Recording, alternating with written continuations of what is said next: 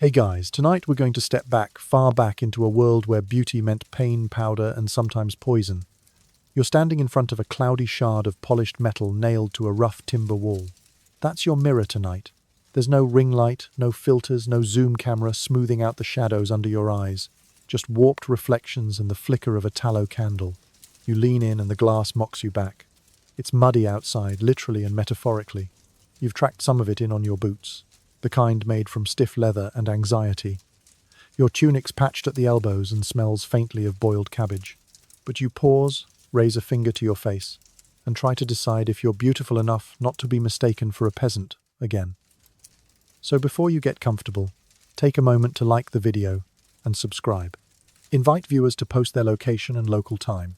Now dim the lights, maybe turn on a fan for that soft background hum, and let's ease into tonight's journey together. Beauty in the Middle Ages wasn't a one-size-fits-all ideal.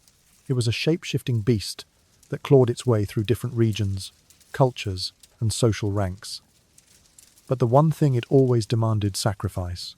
You weren't just painting your face, you were pledging allegiance to expectations that could leave your skin raw, your hair falling out, and your soul just a little more exhausted than it already was from hauling buckets of water. Uphill, mirrors such as they were barely showed your face at all.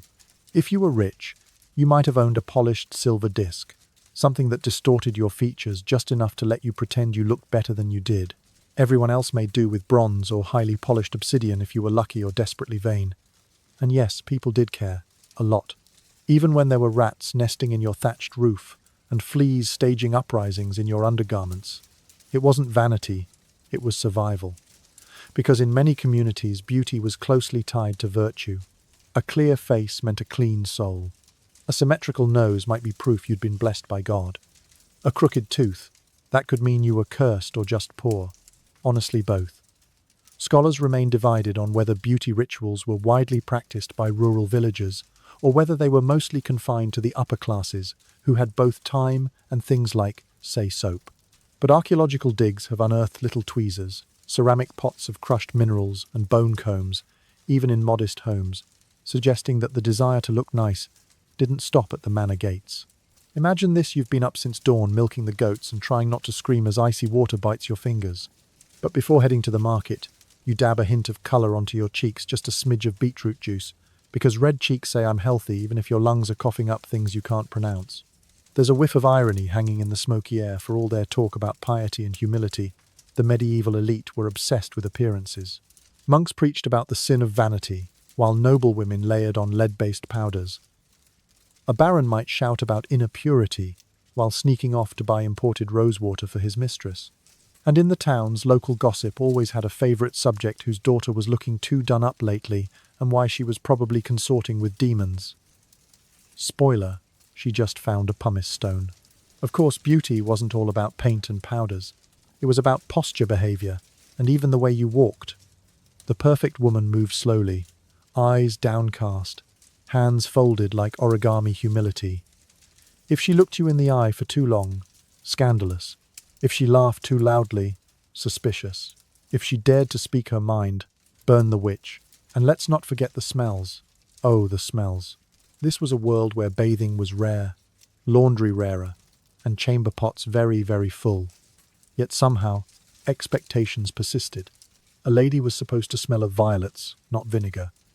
A man of clove oil, not cloaks soaked in sweat and shame. There's a fringe theory popular among folklore enthusiasts that certain medieval villages believed beauty could be stolen, like literally. You could glance at someone too long and drain their charm, leaving them dull and you radiant. No science, of course, just good old-fashioned superstition. And probably a lot of jealous glances in taverns. But here's your first medieval reality check. You, dear listener, probably wouldn't last a day in this world of cold mirrors and colder standards. Not because you lack beauty, but because you live in a time where beauty is customizable, controllable, curated. Back then it was brutal. A moving target you could never quite reach because the goal wasn't to feel beautiful. It was to be judged worthy. And that's only the start. You wake up before the bell tower tolls your breath, misting in the damp morning chill. The fire's long gone out and your straw mattress smells of mildew and restless dreams. You run your tongue across your teeth and, well, that was a mistake. They feel fuzzy. A little loose, maybe. But here's the strange twist in certain medieval circles that might make you fashionable. Rotten teeth. In some eras, they weren't the social death sentence you'd think. In fact, there were times, particularly in later centuries, when stained, darkened, or even missing teeth were weirdly associated with wealth. Why? Because sugar was expensive. So expensive only the wealthy could afford enough of it to rot their teeth. So, a ruined smile that might just be your badge of affluence. Imagine some noblewoman at court, half a jaw of browning enamel, gossiping behind her fan, while smiling with all three surviving molars. To her peers, that wasn't horrifying, it was aspirational. The more sugar she could eat, the richer her family clearly was. You, on the other hand, probably just have bad breath and no money. Sorry. Of course, not everyone agreed on this dental decay as status symbol idea. Experts still debate whether this was a widespread phenomenon or just an exaggerated quirk of select upper-class circles, especially in late medieval and early modern England. What we do know is this oral hygiene was, to a bit of a mess. Toothbrushes weren't yet in fashion, but twigs. Absolutely. You might chew on a stick from a licorice tree, or dip a cloth in salt to scrub away the grime. Mint leaves. Nice touch. Urine historically accurate. Yeah, let's move on. Even more fascinating are the early tooth powders, essentially crushed bone chalk, burnt rosemary or oyster shells mixed with a little water and prayer. Some recipes included honey, which, as you can guess, is counterproductive. But hey, they smelled sweet on the way out. And if your teeth truly failed you, there were options. Sort of. Fake teeth could be made from animal bone, ivory, or even repurposed teeth from corpses. Yes, corpse teeth. Nothing says romance like leaning in for a kiss and realizing your lover's smile once belonged to a Viking. But beyond oral health horrors, teeth had deeper meaning. Your smile wasn't just aesthetic, it was moral. Clean, straight teeth meant you were disciplined, modest, blessed by God. Crooked or gapped teeth. Proof you were indulgent, gluttonous, or worse, slipping towards sin. In some towns you might even find yourself the subject of whispers. She has devil teeth, look at her grin. It's odd, isn't it, that even when most people had 2 sets of clothes and 0 running water, they still obsessed over the curve of a canine or the gleam of an incisor. And if you think beauty influencers are bad today, imagine living in a world where an old nun might lecture you on your soul because your gums look too pink. You tuck a rough wool scarf around your neck and start your walk to the village square. A merchant passes by with a grin full of jagged stumps, and you can't help but wonder, was he once wealthy, or just careless with his meat pies? You cross paths with a young baker's apprentice, his teeth surprisingly straight. The town midwife glares at him, muttering something about fey blessings and unnatural luck, because yes, some people truly believed good teeth were too good to be human. Maybe he's been touched by the forest spirits, someone whispers. That's the reality of medieval beauty. Even the simplest things could be twisted into symbols of envy, fear, or divine judgment. Now, since we've gotten this far into mouth madness, whisper 1 in the comments below if this tale charms your heart, or 2 if it sends shivers down your spine. Just don't smile while doing it. You never know who's watching. You're scrubbing your face with a rag soaked in cool well water, hoping to wash away the dust and smoke of yesterday, but what you're really doing is preparing your canvas, because pale skin, that's the goal, the ultimate flex, the mark of class purity and 0 manual labor. But here's the dark side of that glow. To get it, you might need to die a little. Fair skin meant you weren't out in the sun toiling in fields or sweating beside an open hearth. The paler you were, the more obvious it was that you belonged indoors, ideally sipping watered wine, while a servant fanned you gently and swatted flies. Of course you don't have a servant. You are the servant. And your skin tone, let's just say it's a little too sun-kissed for the tastes of the nobility. Still, there are ways to fake it. You reach into a tiny wooden box and pull out your precious powder. It's lead-based, of course. Most of them are. It stings a little as it settles into your pores. But pain is beauty. Or at least that's what the apothecary told you before, handing it over with tongs and a warning. The powder gives you that ghostly, luminous look. Not healthy per se, more like recently exhumed noblewoman chic. Lead vinegar, crushed pearls, even white arsenic. These were ingredients used by the desperate and determined. The goal was to bleach the skin, erase blemishes, and achieve that coveted deathly pallor. Women, especially in the courts of Italy and France, took this so far that their skin sometimes blistered, peeled, or became permanently scarred. Some even developed neurological symptoms, tremors, mood, swings, hallucinations, all in pursuit of paleness. Scholars remain divided on whether the majority of these women understood the risks, or whether they were simply told it was worth it. After all, the whispers in court were clear. She may cough blood, but have you seen her cheeks? You dab the powder on, carefully ignoring the itching. You hope no one notices the tiny lesion near your jawline. You're not alone. Portraits from the period often depict women with oddly smooth, mask-like faces. That wasn't artistic license. It was cosmetic reality. Heavy powders caked on like plaster, hiding sores and discoloration beneath a theatrical facade. And men weren't immune either. Certain young nobles, especially those looking to marry, well-dabbed powder on their cheeks and avoided the sun as fiercely as any cloistered lady. Imagine a foppish baron in a feathered cap clutching a parasol and avoiding sunlight like a vampire with fashion sense. But it didn't stop at powders. There were also beauty patches, tiny bits of velvet or silk, cut into shapes like stars, moons or hearts glued over pimples or pox scars. On one hand, they were charming. On the other, they were a silent admission that your face was being slowly eaten alive by the very makeup meant to save it. Of course, the obsession with pale skin wasn't purely aesthetic. It was loaded with class, race, and spiritual implications.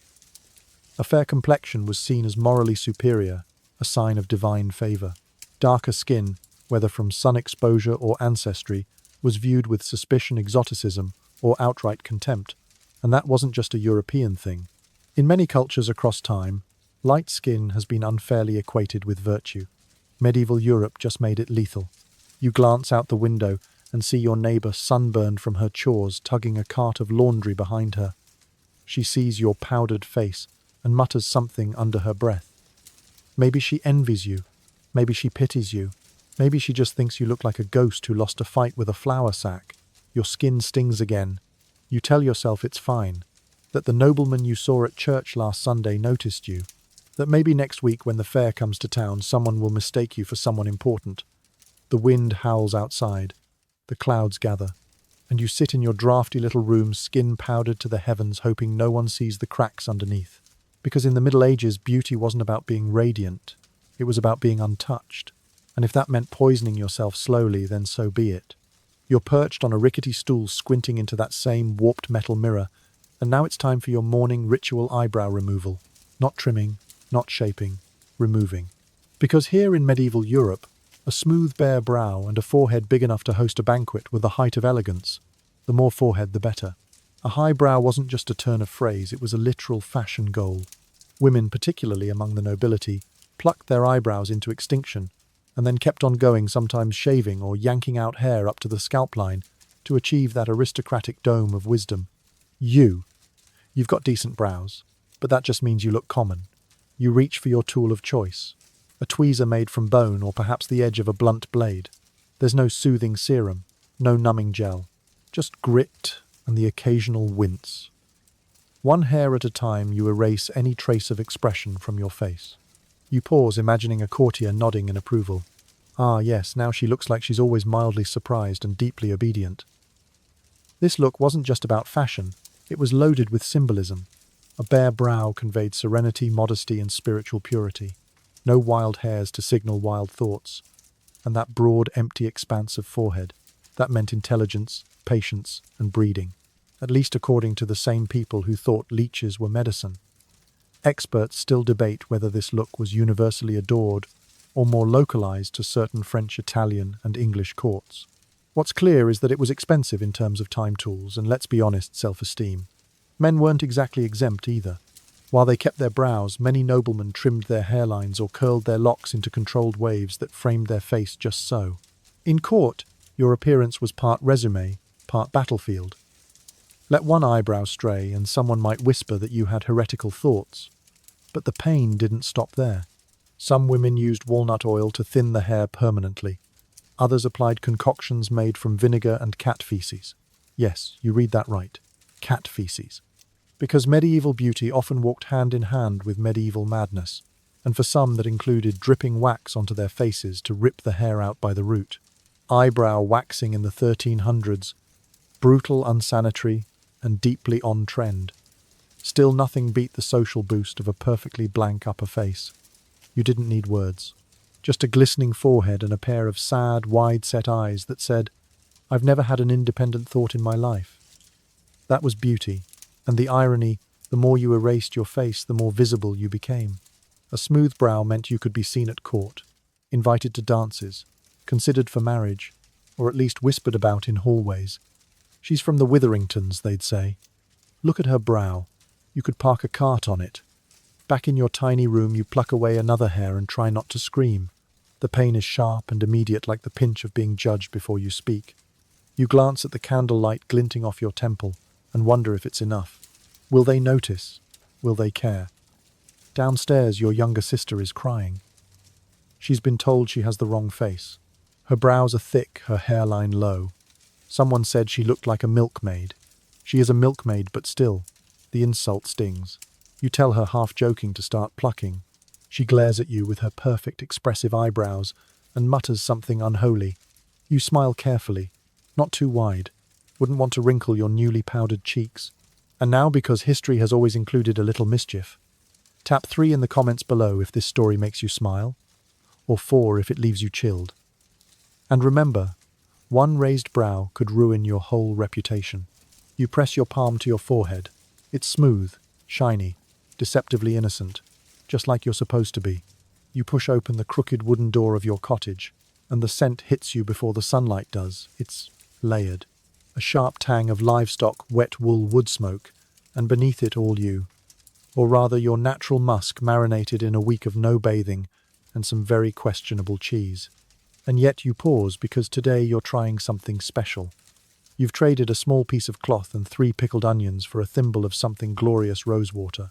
Not for drinking, heavens no. That's a luxury. This is for dabbing lightly onto your wrists, your neck, and maybe your underarms if you're feeling reckless. Fragrance in the Middle Ages wasn't about seduction, not entirely. It was about class. Smelling good meant you could afford the oils, the dried herbs, the imported blossoms from places most people couldn't pronounce. To be perfumed was to be privileged, to be unwashed. Well, that was the norm. Bathing, contrary to modern myth, did exist. People did wash. But how, when, and how often, that's another story. Communal bathhouses were popular in certain cities, especially in earlier medieval centuries, but they slowly fell out of favour thanks to plague fears, religious pressure, and rumours of immoral activity. Plus, water wasn't always clean, and heating it took forever. So for many folks, a quick sponge-off or a rinse of hands and face had to suffice. Instead, they turned to masking odours rather than eliminating them. You might hang dried lavender in your clothing chest, carry a pomander, a little metal orb stuffed with spices around your neck, or tuck sweet-smelling herbs like rosemary or marjoram into your sleeves, so when you gestured gracefully, people caught a whiff of cultivated charm rather than unwashed despair. And if you were truly lucky, you had access to imported perfume from the Islamic world, where the art of distillation had refined scent-making into a science. Europeans were fascinated, and sometimes overwhelmed by these exotic aromas. Frankincense, myrrh musk, and ambergris, which, yes, comes from whale intestines, were among the most prized. You dabbed them on sparingly because not only were they expensive, they were strong. One drop too many and you'd go from noble enchantress to apothecary explosion in seconds. Scholars remain divided on whether most medieval people found strong perfumes pleasing or offensive. Diaries and satire from the times suggest both admiration and mockery, especially when it came to over-scented foreigners or flamboyant courtiers. You take a moment to apply your rosewater, pretending you're someone important, maybe the daughter of a merchant, maybe a visiting noble's cousin. The cool liquid soaks into your skin, and for just a heartbeat, you don't smell like sweat and regret. You smell like possibility. But here's the thing. Fragrance was also weaponized. If someone disliked you, they might accuse you of hiding something under that perfume: illness, vanity, or worse, demonic corruption. The church wasn't a fan of excess, and they especially weren't thrilled about women walking around smelling like temptation. To some priests, perfume meant pride, and pride, of course, meant sin. So if you reeked of rosemary, you might find yourself side-eyed at Sunday Mass. There's a popular myth from this era about a woman who smelled so sweet she was accused of witchcraft. No one that fragrant could possibly be human, the villagers said. They tied her to a stake, but as the flames rose, the wind carried the scent of jasmine across the fields, and they say the cows stopped mooing just to breathe it in. True, who knows, but it stuck. And that's the paradox in a time where filth was expected. Being too clean could be suspicious. Being too fragrant could be fatal. Yet everyone in their own quiet way still reached for beauty, even if it came in the form of dried rose petals in a shoe. You lace your bodice and step into the square. A butcher passes by, reeking of meat and salt. A monk walks briskly, clutching a clove-stuffed sachet to his nose. And you stand in the middle, daring to smell like a flower in a field of smoke. The sun breaks through the clouds. You lift your chin. One nostril flares. It's working. The moment you tug the laces tighter, you regret everything. You're standing in your room, bracing one foot against the wall, pulling with both hands, and it still isn't enough. The corset. Well, it's not exactly called a corset yet, but it serves the same purpose. Is squeezing the very idea of breath out of your body. You haven't even eaten breakfast, and already your ribs feel like someone's using them as a lute. Medieval fashion didn't invent the corset, but it certainly flirted with the concept. In the later medieval period, tightly fitted bodices and supportive garments began to appear, especially among the upper class, shaping the torso into a long, narrow line. You weren't aiming for curves. You were aiming for containment, the flatter the better. A soft, rounded belly was fine if you were fertile and feasting, but in court, you were expected to resemble a sculpture, cold, smooth, structured, unbreathing. You twist sideways toward the cracked mirror and wince. One shoulder dips lower than the other, thanks to last year's market injury. Your stays pinch your hips and force your chest upward in a way that feels both alarming and oddly triumphant. It's a little like armor, but made of linen and quiet suffering. Scholars still debate how common tight lacing really was in the early periods. Some believe most women wore supportive but breathable garments, while others argue that vanity led many to bind themselves far more than necessary, particularly for public events. There's even evidence of rigid bodices reinforced with whalebone or hardened leather, meaning that yes, sometimes looking elegant meant slowly rearranging your ribcage. The joke: most of the men demanding these shapes had never worn one themselves. Meanwhile, peasant women did things differently. Their clothes were looser, more functional. They needed to move. No one was judging their waistline while they hauled a sack of barley or chased a runaway chicken through the mud. But even they weren't immune to beauty pressures. When feast days came, or festivals arrived, women cinched belts, pinned bodices tighter, and did their best to appear as slim and composed as a lady in a tapestry, minus the gold embroidery and pet unicorn. And that brings us to posture. The corset, or its early equivalents, wasn't just about shape. It trained your body to behave. Shoulders back, chin down, no slouching, no stomping. You had to glide. Move like your joints were stitched together with threads of etiquette. If you dared to cough or laugh or, heaven forbid, sneeze too hard, the stays would remind you who's really in charge. You try sitting down. It's possible, technically, but your spine feels like it's made of glass and regret. You settle on a stool and breathe in shallow little sips like a bird.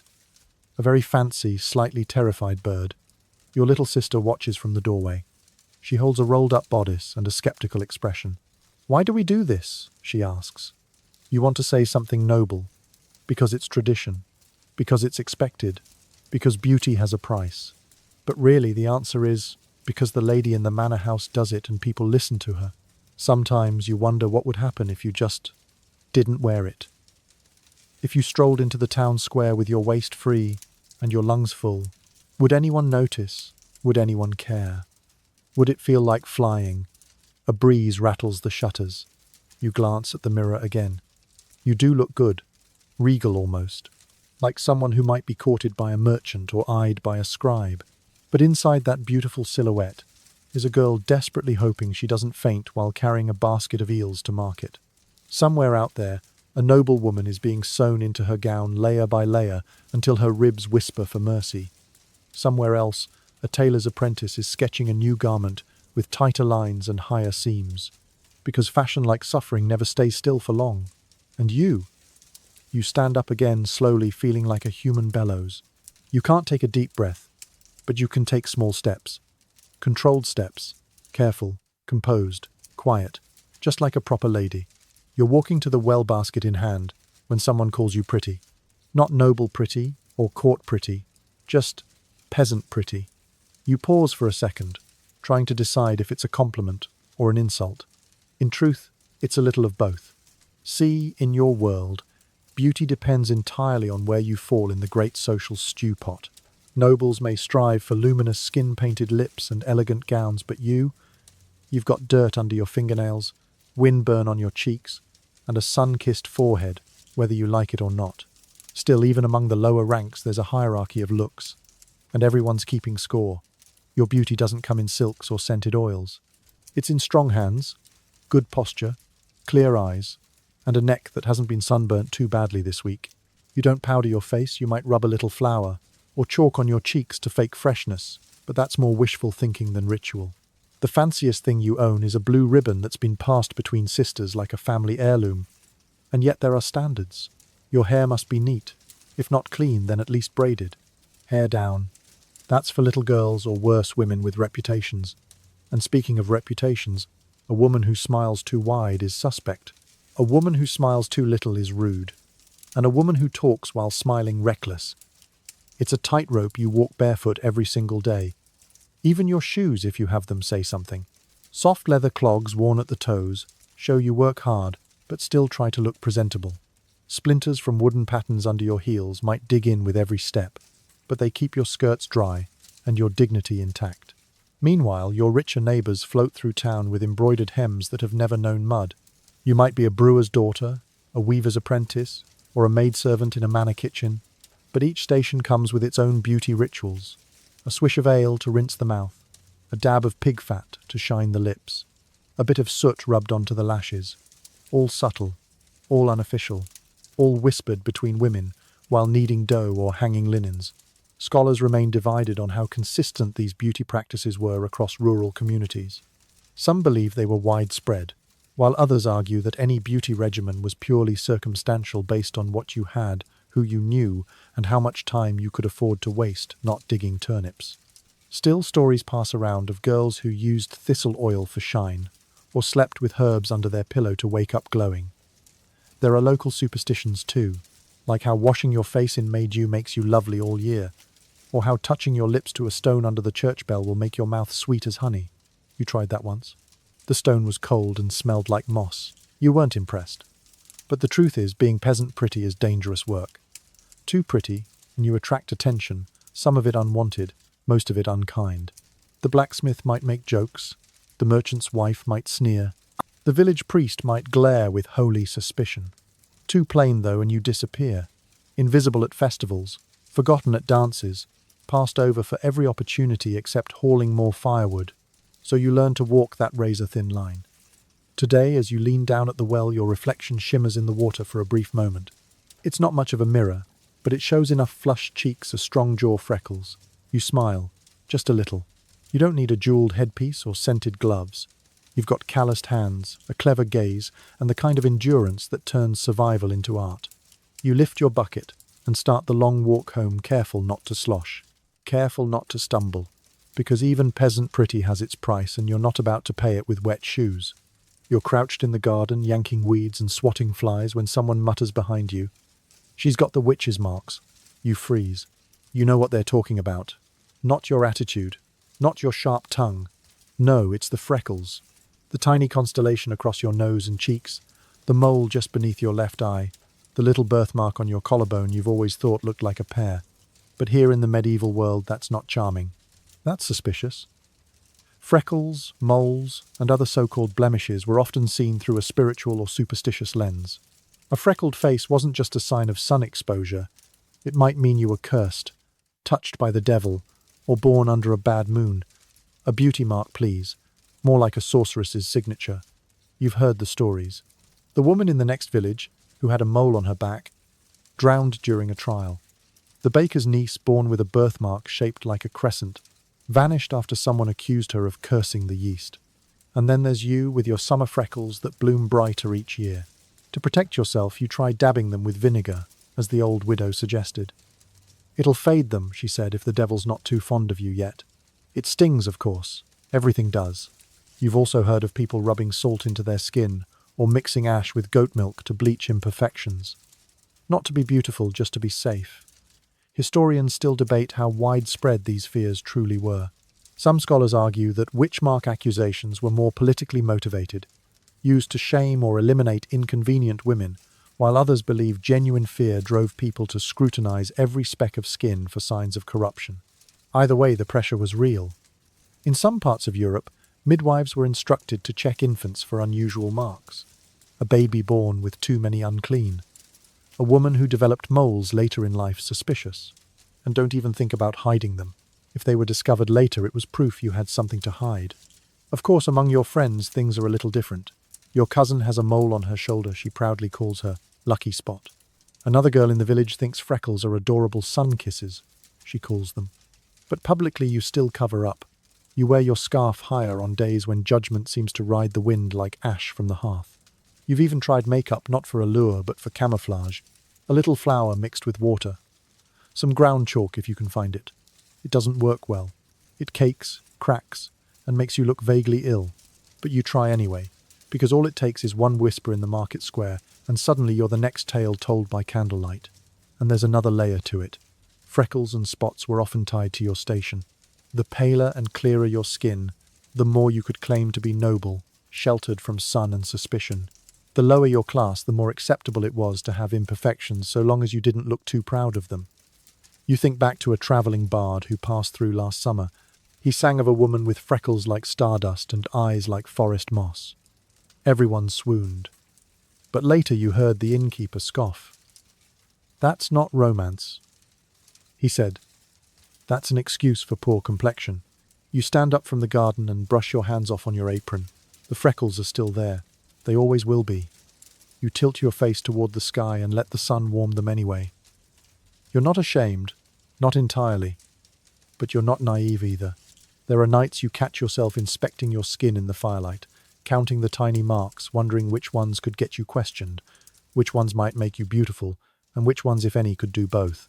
You scratch absently at the mole on your neck. A child nearby sees and makes the sign of the cross. You sigh. Being beautiful is hard. Being natural is harder. And being both practically heresy. You sit on a rickety stool in the centre of your cottage while your friend stands behind you holding a knife. "Don't worry, it's just for your hair." Maybe. She's aiming for your nape, muttering something about fashion and modesty as she slices away at the curls at the back of your neck. You shiver not just from the draft, but from the strange, ticklish sense that your entire beauty rests on what's being removed. In the Middle Ages, hair was far more than vanity. It was status, identity, and moral signal, all braided into one. And what happened to it, or didn't happen to it, could mark your place in society faster than any fine dress. For unmarried women, hair was a display, a waterfall of virtue, fertility, and youthful promise. Worn long loose and flowing at festivals or weddings, it was your one public indulgence. Once married, though up it goes. Hair was bound, braided and covered, as a sign of piety, and more importantly, possession. You were now someone's wife, and your hair belonged beneath a veil. But even under wraps, hair still had rules. The line of your hair where your forehead met the roots could make or break your look. That's why many women shaved or plucked the nape of their necks or their hairline into a high arch, creating the illusion of a longer, nobler face. Combine that with a bare brow, and voila, you had the medieval version of the Instagram filter. Scholars remain divided on how common the practice of nape shaving was across Europe. Some regions favoured it more than others, particularly in 14th and 15th century France and Italy. In some court records, entire beauty rituals were documented, including the order in which to pluck, shave, and oil the head. Of course, you don't live in a castle, and your stylist is a farmer's daughter with a shaky grip. Still, you let her work. You'd rather look bald than backwards. Meanwhile, your hair covering matters too. The fabric, the colour, the placement, it all speaks volumes. A simple linen veil. Honest, humble, appropriate. A brightly dyed kerchief angled just so flirtatious, maybe even scandalous. And heaven forbid you show too much hairline at church. Some clergy called that neckline sinning. Others preached that uncovered hair tempted men and offended angels. Bit of a stretch, but hey, blame Adam and Eve. For men, hair rules were a bit more flexible, but not much. Monks shaved the crown of their heads into tonsures to signal humility. Young nobles sported meticulously trimmed locks that curled neatly around their ears. Long hair on a man could be heroic or suspicious, depending on the political climate, and unkempt beards were either saintly or sinful. You had to know your trends and your theology. You, though, aren't thinking about saints or style right now. You're just trying not to twitch while someone scrapes a blade along your neck with terrifying calm. To be clear, this is not for comfort, it's for conformity. Beauty in this case is subtractive. You erase to impress, remove to belong. It's not about what you have, it's about what you're willing to lose. Once your hairline's adjusted and your head wrapped in soft linen, you catch a glimpse of yourself in the mirror shard. It's odd. You look more important. Or maybe just less like yourself. Still, there's a power in it. A strange, quiet satisfaction. You don't look messy or wild. You look deliberate. The door creaks open, and your mother walks in. She nods once approvingly. "You look decent," she says.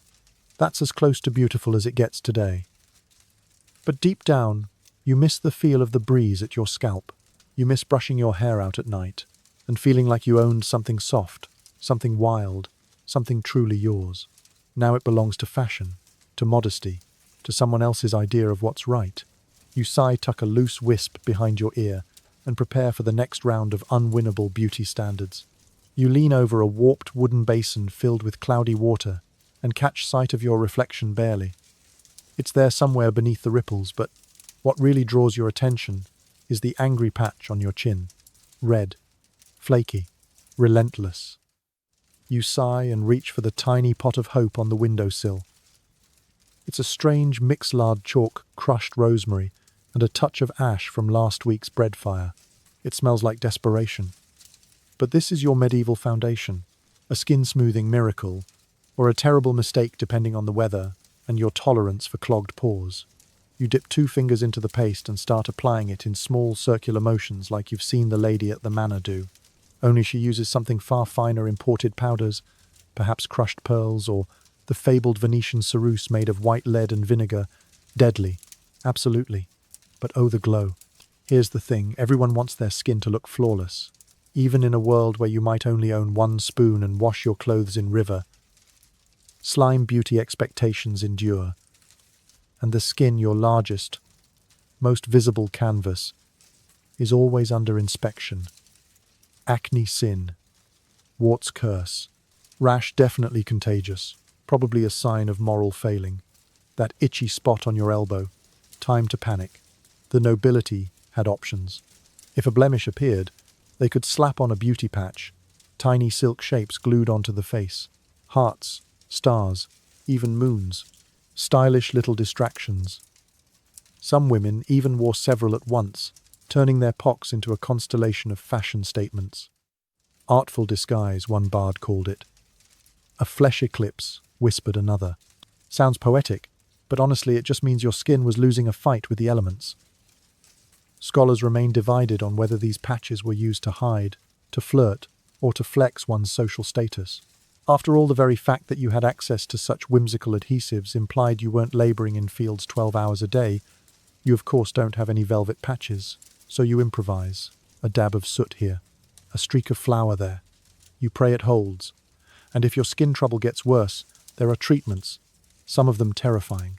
Tinctures made of mercury pastes blended with egg whites and cow bile, or poultices involving crushed slugs and wild garlic. You tried one of those once. It didn't clear your skin, but it cleared the room. But the truly unfortunate, those with visible scars from illness or injury, faced a different kind of scrutiny. Smallpox burns, even birthmarks, could mark you as unlucky, sinful, or damaged goods in the marriage market. That's when the wigs came out. Yes, wigs. Not just for bald nobles and powdered politicians. Women too turned to artificial hairpieces and false fronts to reshape their appearance when skin and scalp betrayed them. Some were made of human hair, others horsehair, goat hair, anything fibrous that could be combed, curled, and pinned into place. Sometimes they were tied directly to the remaining hair with thread, other times glued, and the glue fish paste. Romantic. Imagine the horror of dancing at a feast, the fire-roaring sweat beading at your temples, and feeling your wig slide slowly to the left. There are documented accounts of this happening, of nobles fumbling to keep their artificial parts in place while pretending nothing was wrong. Fashion waits for no crisis. And here you are adjusting your headscarf to hide a fresh spot on your temple. You know it'll get worse before it gets better. The salve helps a little, but mostly it just reminds you how much your face isn't cooperating. You think back to the story of Saint Ethelbert, who supposedly had skin so pure that birds avoided pooping on her. Unrealistic. Completely. But her legend was used for centuries as a gold standard of cleanliness and grace. Meanwhile, your cheek is currently the size and color of a particularly angry radish. Still, you face the day. Because in this world, the illusion of beauty matters more than the reality. No one expects perfection, but they expect you to try, to cover, to polish, to pretend. You glance at your reflection again. Not great, not terrible, just enough to get through a marketplace without whispers. You take a breath, powder your nose with flour, pin your hair, smile carefully so nothing cracks. Time to go face the world. Just not too directly. You're helping hang laundry and the yard arms stretch toward the morning sun when a shadow falls across you, a cluster of women chatting by the fence, their eyes tracking you up and down. Not in judgment, not quite. Just in that familiar way women have always assessed one another quietly, curiously, calculatingly. She's filled out since winter, one murmurs. Must be eating well, says another. She'll catch a husband by spring if she doesn't get too wide. You pretend not to hear, but of course you do. Because in this world, your shape speaks long before your mouth does. Body standards in the medieval period were just as real and ruthless as the ones scrolling across your modern screen. They changed constantly, subtly dictated by region, religion, famine, wealth, and the whims of a passing poet with a quill and an opinion. At times, plumpness was prized. A well-fed body meant status stability and good breeding. It said my family has grain. It said I've never had to skip a meal. In the courts of 13th and 14th century Europe, especially during prosperous years, round cheeks and soft stomachs were fashionable. Think of the Virgin Mary in early religious art, depicted as full and glowing, symbolic of heavenly abundance. But lean seasons shifted things quickly. After the famines of the early 14th century, and especially during the Black Death, scarcity reshaped sensibility. Thin bodies became common but not necessarily admired. In some places, being thin was a sign of hardship and toil, while in others it was mystified as holy. Monks starved themselves to get closer to God. Women fasted in hopes of appearing spiritually pure. Self-denial, sometimes beautiful, sometimes dangerous. Experts still debate whether average villagers truly subscribed to these ideals, or whether they simply absorbed the trickle-down expectations of nobility and clergy. Either way, it filtered into everything: how you dressed, how you walked, and what people whispered about you behind their linen sleeves. You pull the clothesline taut and glance down at yourself. You've got broad shoulders from hauling pails, strong legs from walking the same dirt path 100 times a week, your belly soft but firm.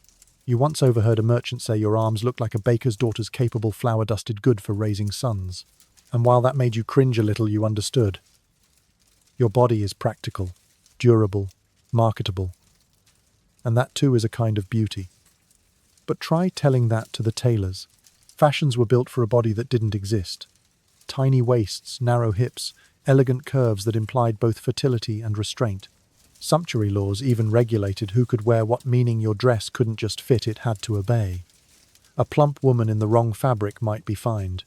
A thin woman in expensive trim, suspect. Everything about your form had to walk the fine line between modesty and majesty. You once knew a girl who tried binding her chest to appear more chaste. She used wool strips and breathless determination. It worked, but she fainted twice during harvest and had to be revived with goat's milk and shame. Another friend, more daring, stuffed her bodice with goose down to appear fuller. That worked too, until she danced too hard at the solstice feast and shed feathers like a molting swan. At court, beauty was performative. Women wore padded underdresses to sculpt silhouettes. Some even stitched rings of wire or stiff reeds into the fabric to create the illusion of a narrow waist or a curvaceous hip. One Italian noblewoman reportedly had her garments adjusted 3 times a day just to keep up with shifting standards. Can you imagine trying to breathe through that? You finish the last linen sheet, hands raw, arms sore. The women at the fence are gone now, leaving only their glances behind. You sit on a tree stump, rub your aching shoulders, and think of all the bodies you've been expected to become: plumper, slimmer, straighter, softer, holier. You've been too much and not enough, often in the same week. But today your body did its job. It climbed, carried, breathed, balanced, smiled, laughed. And that if nothing else is beautiful, the first thing they notice isn't your face or your figure, it's your hands. Rough or soft, pale or weathered nails, trimmed or ragged, because in this world your hands tell your story long before your voice does. You're standing in line at the baker's stall, coins, sweaty in your palm, when the woman beside you glances down. Her eyebrows lift, just slightly. You pretend not to notice, but you see her comparing. Her fingers are long and delicate, adorned with rings. Yours are sturdy, square, stained faintly from yesterday's turnip washing.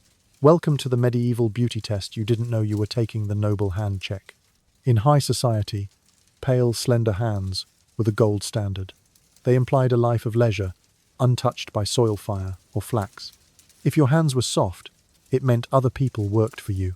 If your nails were smooth and pinkish, you likely had access to clean water, animal fats for moisturizers, and a general absence of manure. You've got 3 calluses, a blister, and a cut from an overly ambitious carrot.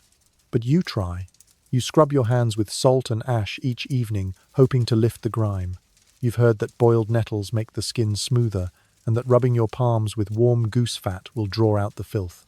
Mostly it just makes your cat follow you around with unsettling enthusiasm. Still, you've seen women, wealthier ones, carry tiny silver-handled nail tools. They scrape, file, buff.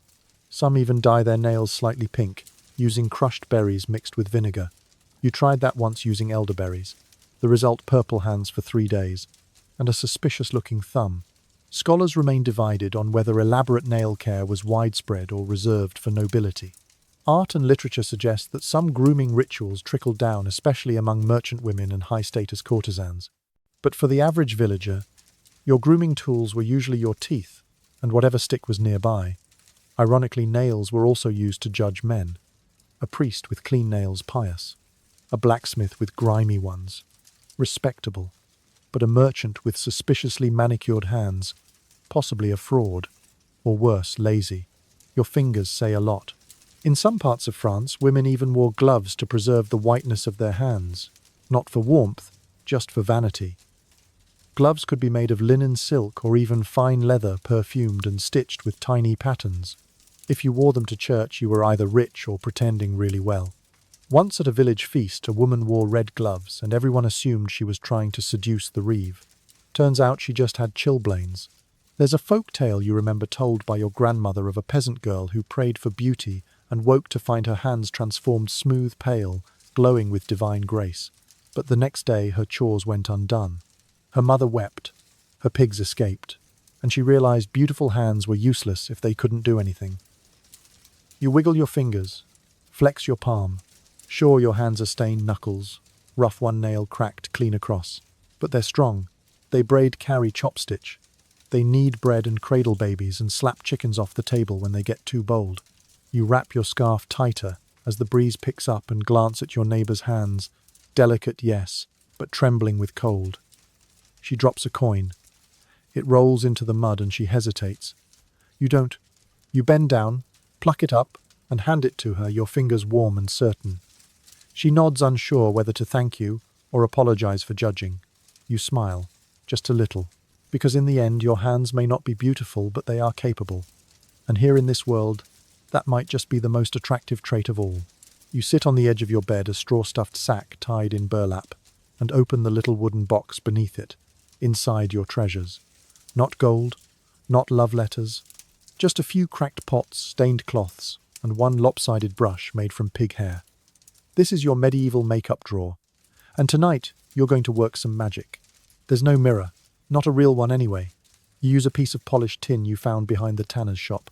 It gives you a shadow of your face distorted around the edges like a ghost trying to remember itself. Still, it's enough to aim with. You begin with your cheeks. A pinch never hurts, of course. It wakes the blood. But for longer-lasting colour, you reach for your dried beetroot paste. It's sticky sweet, and the colour of a wounded plum. You dab it lightly onto your skin, hoping for lively peasant and not drunken berry thief. It's a fine line. Next, the lips. You crush a bit of alkanet root into animal fat, goose if you're lucky, badger if times are hard. The colour is rich if uneven, Some women use elderberry or cochineal, that deep crimson dye made from ground-up beetles. Yes, beetles. Don't grimace. Those little bugs have made queens and courtesans irresistible for centuries. If you're well connected, you might even access rouge from the East saffron-tinged powders brought over by merchants who trade in silks and spices. Those are luxury items, though. In your world, the most exotic thing in your kit is a half-used stub of coal, which you've sharpened to a point to line your eyes. Scholars still debate just how widespread these cosmetic practices were. Some argue that most women, especially in rural areas, wore no makeup at all. But archaeological finds of cosmetic pots, pigment traces, and references in letters and sermons suggest that at least some effort to beautify the face was more common than once thought. And what of the risks? Plenty. That white foundation made of lead. That red rouge sometimes laced with mercury or arsenic. The eyeliner could contain soot-ground antimony or even lamp-black fine powdery carbon collected from the inside of oil lamps. It looked great, until your vision blurred, or your eyes watered so badly you were mistaken for a widow, permanently. But still you apply, because the rules are always the same. Look better than you feel, and maybe people will treat you like you matter. You recall the tale of a noblewoman who painted her face so pale she glowed by firelight.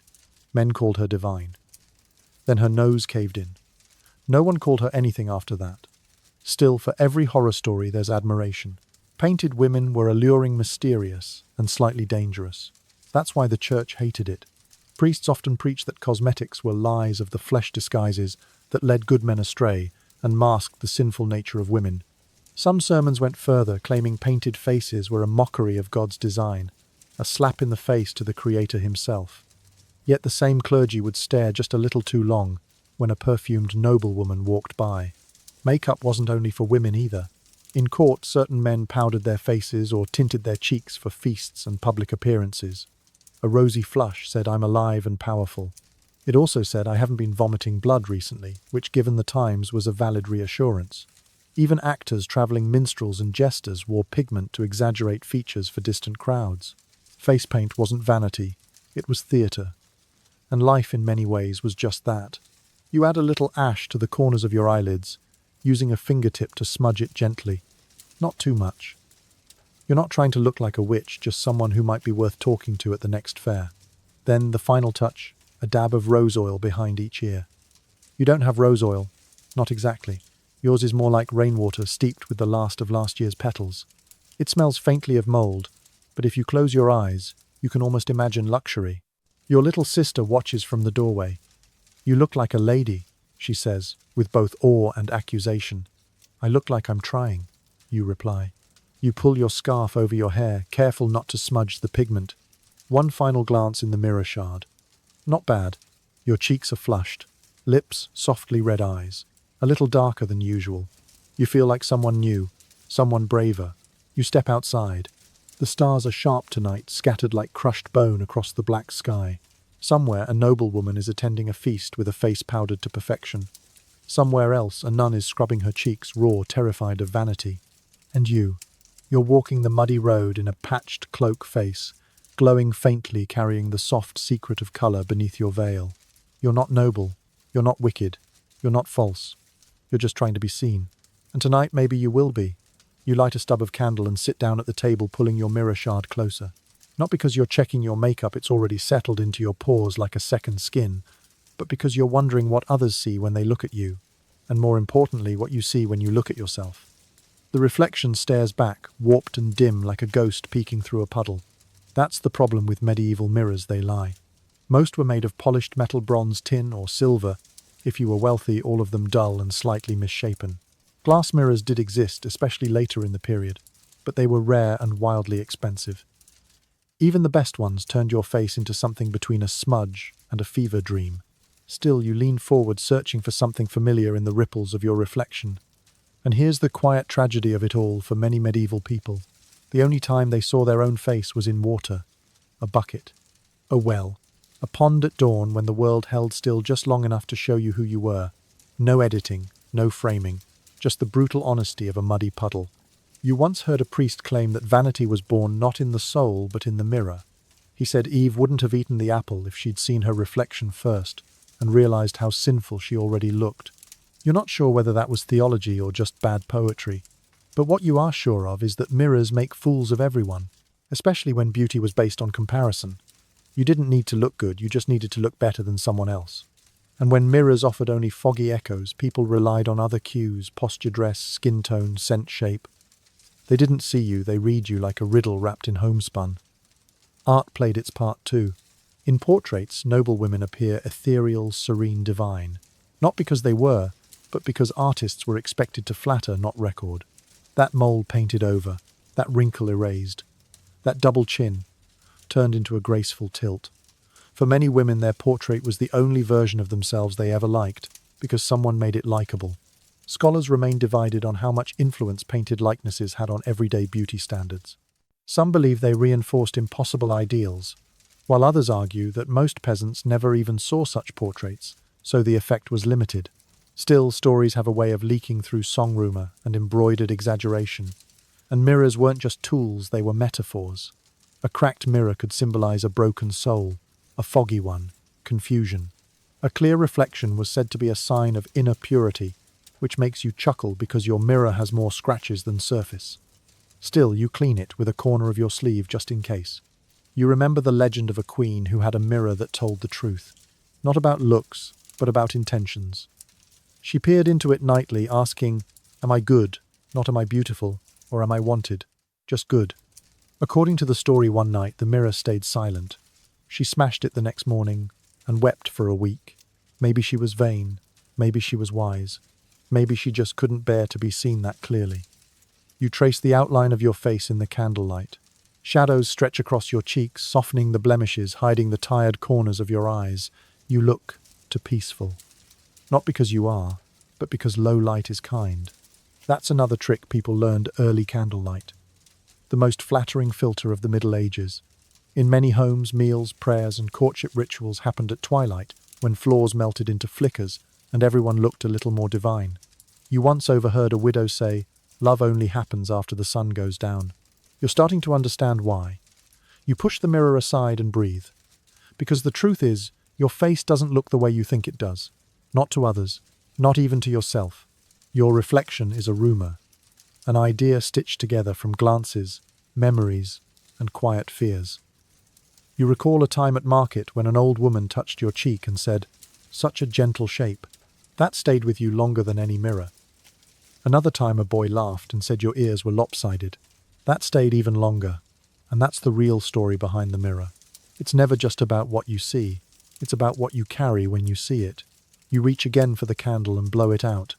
In the darkness there are no reflections, no distortion, just warmth and breath, and the quiet whisper of who you are beneath it all.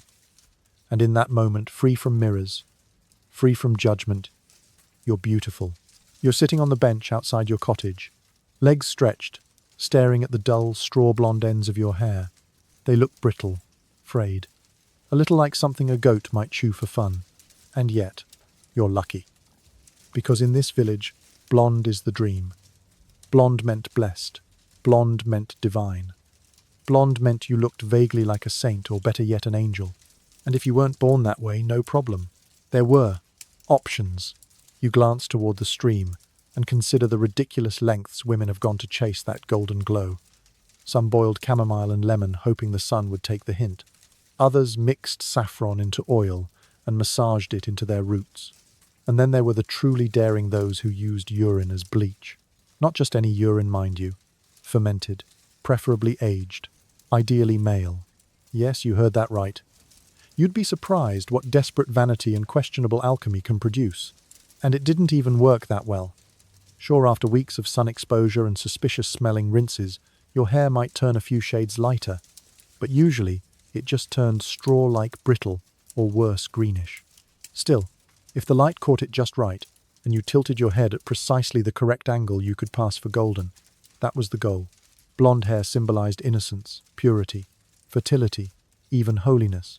Many depictions of the Virgin Mary gave her fair hair despite the biblical and geographical inaccuracy. Why? Because to a medieval European audience, golden locks were shorthand for virtue. Scholars remain divided on whether this obsession was driven by classical Roman ideals, Christian symbolism, or simply the aesthetic preferences of a small elite that spread via art and poetry. But regardless of the source, the message was clear: blonde was best, which of course spelled trouble for the rest of us. Brunettes exotic, maybe. Mysterious, sure, but also dangerous. A woman with dark hair might be passionate, unpredictable, even prone to seduction or sin. Redheads, forget it. Too wild, too loud. In some towns, being born with red hair was enough to make people mutter the word witch before you even spoke. You once knew a girl named Marin, with hair the colour of polished copper. She was beautiful, no doubt, but she drew stares, not sighs. One woman swore her curls were the mark of fire demons.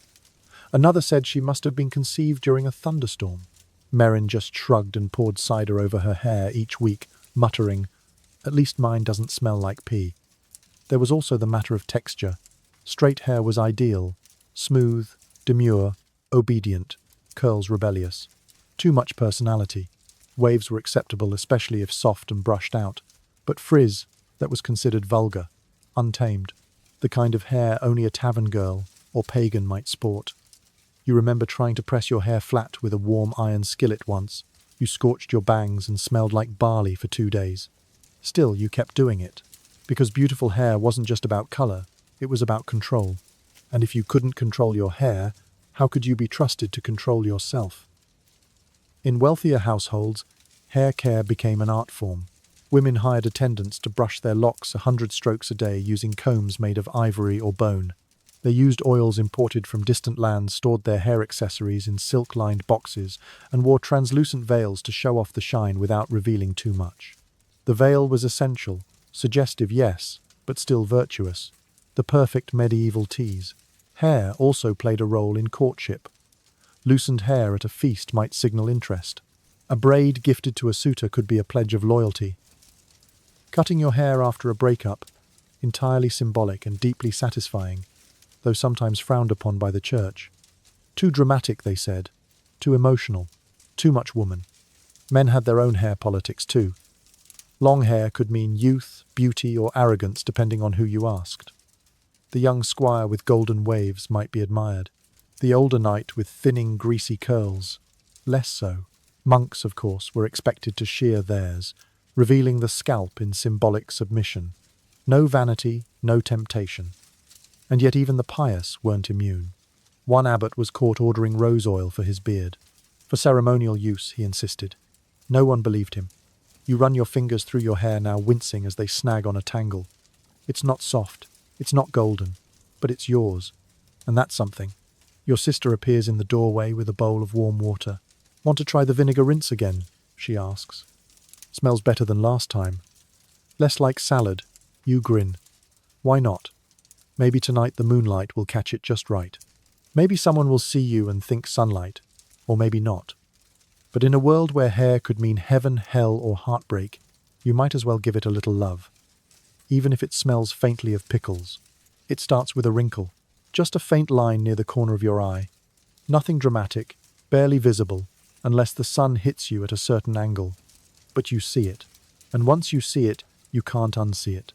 You lean closer to the mirror shard, tilt your head, and there it is again, the subtle sign that time has begun to carve its story into your face. In another life, another century, maybe you'd welcome it. A badge of experience, a mark of wisdom. But here in the medieval world, it's a problem, because youth isn't just admired, it's everything. To age is to fade, to lose favour, to lose power. Beauty was a finite currency, and youth was the coin that bought you access, whether to marriage, courtship, social standing, or simple kindness. The younger you looked, the more desirable you were, and not just physically. Youth implied innocence, purity, pliability. An older woman. Well, she was either married, invisible, or suspicious. You think of your neighbour Edith, who turned 30 and stopped being invited to village dances. Not because she did anything wrong, just because she no longer glowed. The boys stopped glancing. The widowers looked elsewhere. Her laugh became a little quieter, her dresses simpler. She's still beautiful, but that doesn't seem to matter anymore. And the tragedy, she knew it the moment it happened. Everyone does. It doesn't help that the stories around you reinforce it. Maidens are praised in poems. Girls in tapestries wear garlands and glow like sunrise. Goddesses are described as youthful and radiant. The few older women who appear in these tales are witches, crones, midwives, or nuns. Not villains necessarily, but rarely desirable. Their beauty is of the past. Their wisdom only valued if it's useful to someone younger. Scholars remain divided on whether medieval women feared aging more than women today, but the evidence is clear that youth was consistently idealized. From sermons warning women not to cling to fading flesh to poems lamenting the loss of bloom, aging was presented not as natural but as a slow disappearance.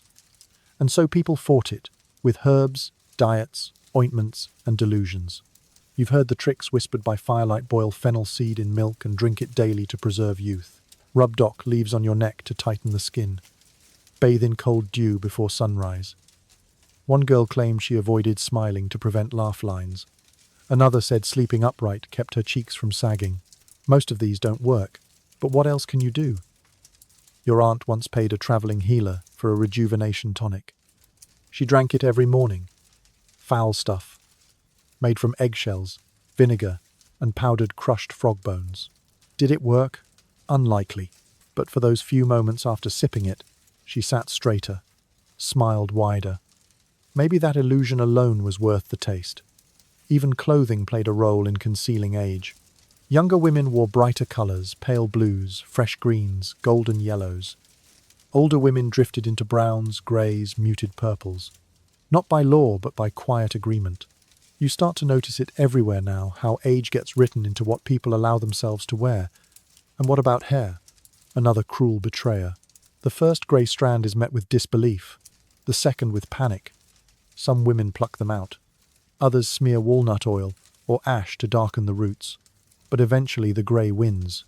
And when it does so, do the judgments. You watch your reflection again. No grey yet, but soon. Men age differently, of course. A few wrinkles on a man distinguished, a silver beard dignified, a few extra pounds prosperous. For women, the same features spell decline. They say beauty fades. What they mean is female beauty fades, male beauty matures. Still, not every part of you ages at the same pace. Your voice, for instance, still carries like a bell. Your hands, while rougher now, still braid with elegance. And your eyes, if you look closely, have gained a depth that wasn't there at 17. They know things. They've seen sorrow, kindness, laughter, hunger. That's worth something. But few people bother to look that deeply. Most just glance, classify, and move on. You gather your shawl and step into the evening air. The village boys are clustered by the blacksmith's forge, laughing too loudly. One of them glances your way, not in mockery, just habit. His eyes slide over you, pause, then continue. Not young, not old, not in bloom, just between. You walk past without flinching, because while your youth may be fading, something else is blooming quietly beneath it: resilience, self-possession, the kind of beauty that doesn't beg to be seen. Later, as you tuck yourself into bed, you press a finger to the tiny wrinkle at your eye. It's still there, deeper now, a little bolder. You smile anyway, because time may take the blush from your cheeks, but it gives you something rarer: peace. And in a world where beauty is always fleeting, peace might just be the most rebellious glow of all. You're hunched near the hearth, mending a seam by firelight when you hear the gossip float through the open window. They say the Queen's new portrait makes her look younger than her own daughter. She paid a Flemish painter in spices and silk to make her nose thinner. No wonder her husband hung it in the banquet hall. You pause mid-stitch thread, pulled taut, and exhale slowly. Not because you're shocked, but because you've heard it all before. Beauty may fade, but portraits, they're forever. Or at least they're curated to be. In the upper echelons of medieval society, physical beauty wasn't left to chance. It was commissioned. Oil on wood, gold leaf on vellum art, became a tool of self-presentation. And flattery. Oh, flattery was part of the contract. These weren't just portraits, they were propaganda. Royal women and noblemen sat for hours, sometimes days, while artists traced their outlines and smoothed away their sins. Blemishes vanished. Eyes sparkled. Waists narrowed. Rosy cheeks bloomed like spring apples. A mole might be turned into a beauty mark. a double chin conveniently forgotten. Even expressions were altered. A soft, regal gaze added to dull eyes. A poised hand painted delicately over calloused fingers. Scholars still debate whether sitters demanded these embellishments, or whether artists took creative liberties to secure repeat commissions. Either way, the result was the same idealized beauty that only existed in pigment and prestige, and the impact lasting. When portraits were unveiled at court, they weren't just admired, they were judged, not for accuracy, but for desirability. A noblewoman's painted face might secure a marriage proposal. A king's youthful depiction could reassure allies of his strength. Even religious women had portraits done to commemorate their spiritual devotion, always shown serene, composed, untouched by worldly worry. You think back to the only portrait you've ever seen in person. It hung crookedly in the manor house. A lady with a halo of curls and skin like milk, one finger posed beneath her chin, in a gesture so dainty, it almost made you laugh. The cook whispered she looked nothing like that in real life. More jaw than joy, he said. But does it matter? In a time before photography, portraiture defined memory. If you died young, the portrait was all that remained. If you lived long, it was still how people chose to remember you, youthful, polished ideal. Your flesh might fail you, but the painting never aged. There's even a tale told by village girls, half folklore, half warning, of a noblewoman whose husband refused to look at her face for years after her portrait was finished. He only stared at the painting. She, real and aging, sat beside him like a ghost. One night, she smeared ashes on the portrait's cheek and whispered, "Now, we match." The next day, the painting was gone. Art had its dangers. Of course you won't be painted. People like you aren't immortalized in oils. But even in your world, the principle holds true. How you're seen matters more than what you are. And sometimes the idea of your beauty travels farther than your body ever will. You remember once a traveling scribe sketched your cousin on a scrap of parchment. Nothing official, just a quick study, a gift. But in his version, her nose was smaller, her hair thicker, her smile coy. She kept that drawing for years. "She looks like me," she'd say, holding it up, "but the version I ought to be." And what happens when the painted ideal becomes the standard? You begin to alter reality to match it. You adjust your posture to match a pose. You practice your smile to match a smirk. You pluck and paint and strain to mold yourself after a woman who never really existed, not even when she sat for the artist. And yet, there's something strangely comforting in the lie. To believe that somewhere you could be seen as perfect even for a moment, that your best version might outlast your worst days. You close your sewing kit and stand. Your reflection in the darkened window is dim but real. Uneven hair, brow still healing from overplucking. Shoulders strong from work, skin flushed from firelight. If someone painted you, they might soften your jaw, blur the crease between your brows. Maybe add a few imaginary pearls to your hair. But would that really be you? You pull your shawl tighter and walk away from the window. No portrait will ever hang in a gallery for you. But maybe, just maybe, someone will remember the curve of your smile. The way you laughed too hard when the milk curdled. The warmth of your hands when you stitched their shirt. That might not be art, but it's real. And sometimes real is the most beautiful thing of all. You wake to the scent of spice drifting through the open shutters. Clove, cinnamon, maybe a wisp of saffron, and you know without even looking the merchant caravan has arrived. Again, this means stories. It means silks and strange instruments, and jars with names no one can pronounce. And for you, it means something far more important. Beauty secrets from faraway lands. The medieval world was never as isolated as we imagine. Trade routes stretched like tangled threads from Constantinople to the coast of England, from Cairo to Cologne. With every bolt of silk and sack of pepper came new ideas, new fashions, and new ideals of beauty. And suddenly what once seemed exotic becomes desirable. Today it's the arrival of coal that has your attention. You first heard about it from the baker's cousin who returned from Venice, whispering of women with eyes darkened like moons, rimmed in smoky black, seductive and strange. Imported from the Arab world, coal was made from ground minerals, often antimony or lead sulfide, mixed into a soft powder or paste. It was applied with a stick, a finger, or a sharpened sliver of bone, and it transformed the face. It wasn't just makeup. In its native cultures, it had religious and medicinal uses, believed to protect the eyes from disease, the sun even the evil eye. Here in Europe, it was dangerous, mysterious. Some called it heresy in powdered form. Others called it irresistible. You rub a bit along your lower lashes hesitantly. The effect is immediate. Your eyes look wider, deeper, sharper, and you feel different, like someone who knows something. Like someone others might follow into the woods, just to ask what you're thinking. Of course, not everyone is thrilled. The village priest delivers an entire sermon next week, condemning Eastern vanity, though he fails to explain why his own belt was embroidered with gold from Damascus. Experts still debate whether these imported cosmetics were widely used among common folk or confined to the urban elite. But records show the popularity of ingredients like myrrh, frankincense, turmeric, rosewater, and musk rising sharply in European ports, and not all of it ended up on noble shelves. Some of it just enough trickled down.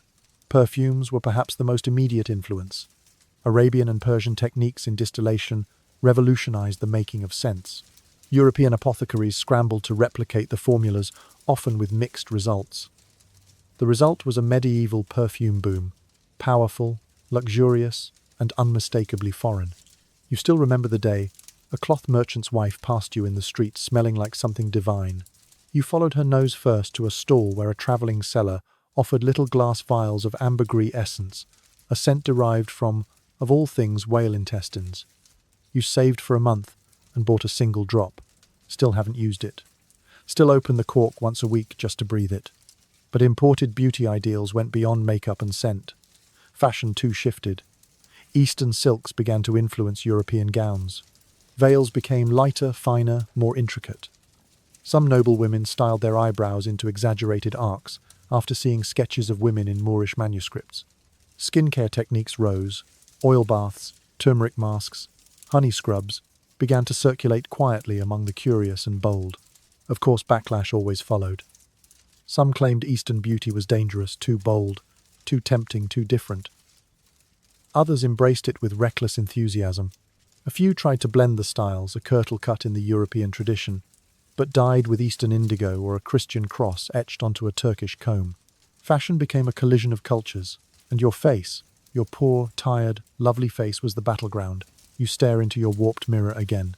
There's a touch of ash around your eyes, a little rouge on your cheeks, and a veil over your hair spun from a fabric that didn't exist here 50 years ago. You are, in a way, a walking translation. That's the strange truth of beauty, it's never still. It absorbs, reflects, mutates. The merchant's wife down the lane might never admit she copied that neckline from a Tunisian design, but she did. And the widow who burns sage in her kitchen might not know the practice came from India, but it did. These foreign whispers become part of the local tongue. Eventually, no one remembers where they started. And maybe that's beautiful in itself. You step outside and catch a glimpse of the caravan, leaving carts loaded with empty crates and coin purses a little heavier. One of the sellers waves at you, and you touch your temple in greeting. You've learned something new. Not just how to highlight your eyes or sweeten your scent, but how beauty travels, how it refuses to be caged by walls or borders. Tonight, when you rinse your face with rosewater and rub almond oil into your cheeks, you'll remember the world is wider than this village. And some part of it, even just a fragment, now lives on your skin.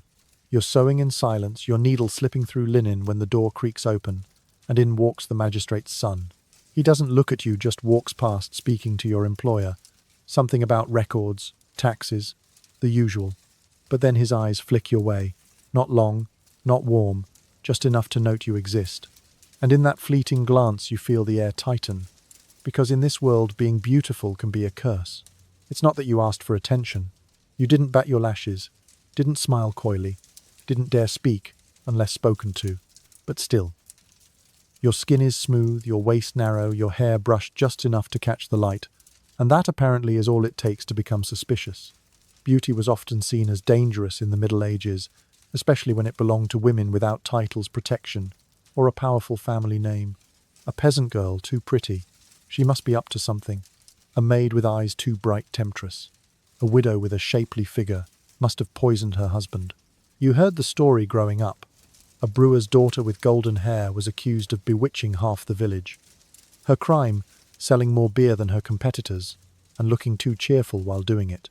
They shaved her head and ran her out of town. No trial, no proof. just beauty and bad timing. Scholars still debate how frequently beauty led to suspicion in formal records, but literature and folk tales are full of warnings. The girl with the red lips brings ruin. The fair maid causes men to go mad. The beautiful widow seduces and destroys.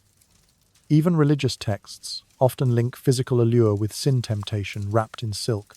You don't need scripture to tell you what you already know, when your two pretty people assume you're hiding something. Even kindness can turn against you. Smile at a lonely man and you're a flirt. Laugh too freely in public and you're immodest. Wear a dress that fits just a little too well. You might as well hang a sign around your neck. Witch, harlot, or worse. You once met a girl named Tilda, who was almost too beautiful to be believed. Perfect skin teeth, straight as fence rails, eyes like candlelight. She could have been married a dozen times, but instead she was accused of enchanting livestock. The town priest said her beauty distracted from the Lord's plan.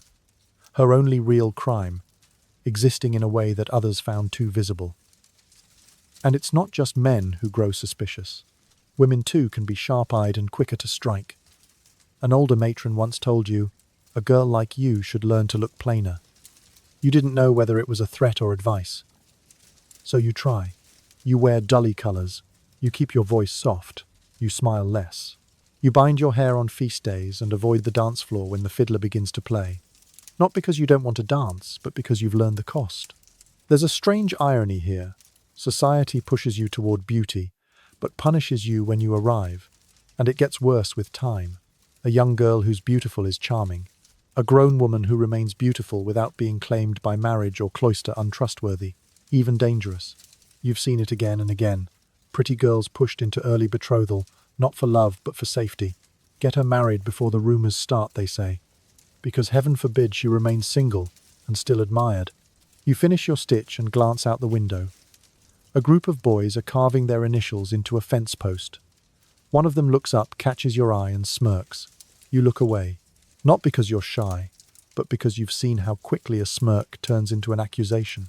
You think about covering your face with ash like some do in mourning.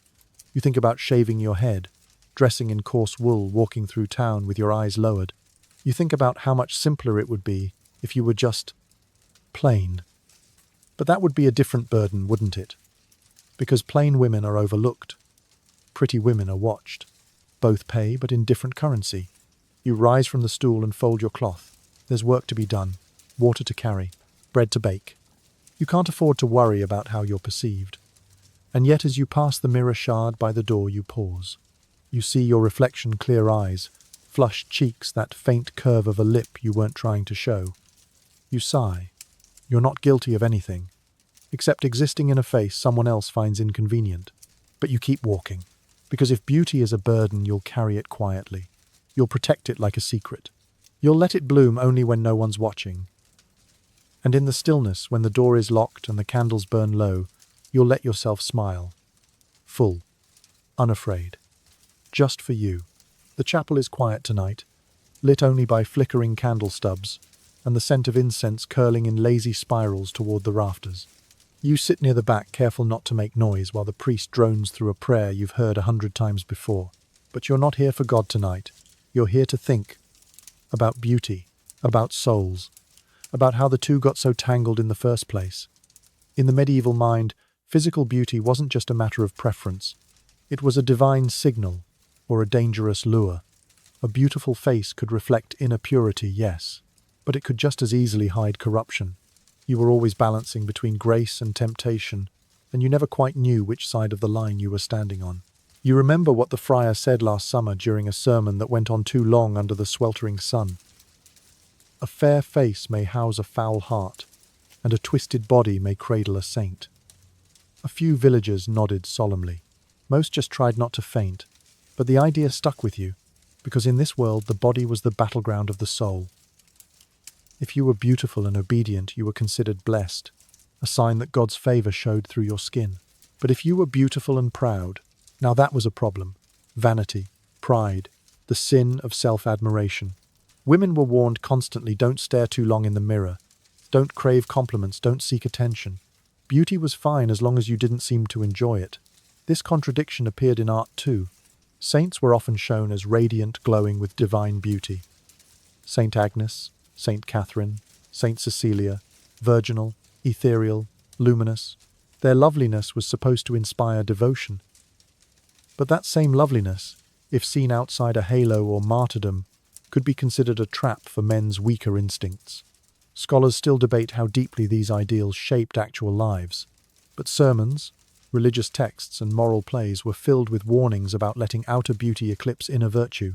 The body was temporary, the soul eternal. To care too much about appearances was to risk losing everything that mattered. And yet, even in monasteries, beauty crept in. Nuns sometimes embroidered their veils with gold thread. Monks composed songs about the Virgin's shining hair. Pilgrims travelled days to kiss statues carved with impossibly delicate features. The church might have condemned vanity, but it never stopped adoring beauty. You think of Sister Bertilda, who lives in the convent at the edge of town.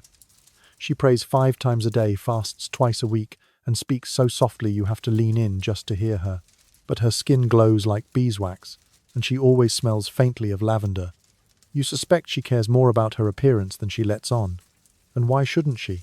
Because sometimes caring for your body was seen as holy. Cleanliness, neatness, modest grooming, these were signs of respect for God's creation. Letting yourself fall into squalor wasn't humble. It was dishonoring the flesh you'd been given. So long as your effort wasn't flashy, you were encouraged to maintain what you had.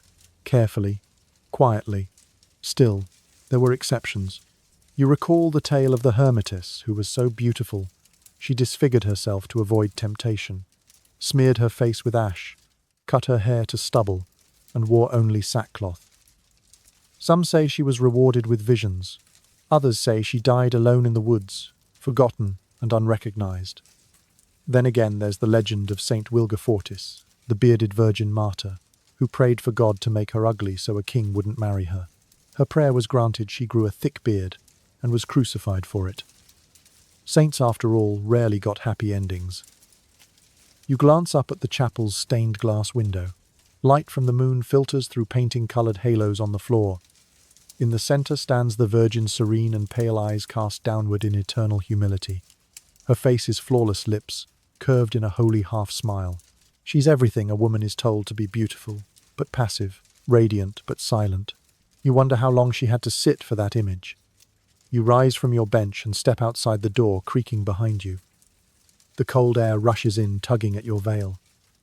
The moon is bright tonight, too bright maybe. It paints every flaw on your skin in high relief. But you don't hide, because you're starting to understand something: beauty doesn't belong only to saints or sinners. It doesn't live only in perfection or pain. It can be both a reflection of the divine and the deeply human, fragile and strong, a gift and a trial. You walk home with quiet steps, your fingers brushing the edge of your cloak. Somewhere behind you, the candles in the chapel sputter out, and in that extinguished glow you carry your beauty like a prayer, not loud, not proud, but wholly your own. You're kneeling in the garden, crushing mint leaves between your fingers, when old Agnes appears at the fence with a curious grin. Making another potion, she asks, her voice half joking, half accusing. You shrug. Just something for the skin. She raises a bushy eyebrow. And what's in it this time? Lizard tail maiden's tears. You laugh politely, but the truth is it's none of her business, because your recipe is private. Like most beauty concoctions in this world, it's stitched together from rumors, trial and error, and desperation. And today's mixture, equal parts honey-crushed rosemary and a splash of something that used to be goat milk. It smells potent. You smear it on your cheeks that evening with trembling hope. It stings a little. It always does. But if it works, maybe the redness will fade. Maybe the dry patches will soften. Maybe someone will finally stop saying you look weathered. Because let's be honest, medieval beauty treatments are not for the faint of heart. Forget cucumber slices and floral serums.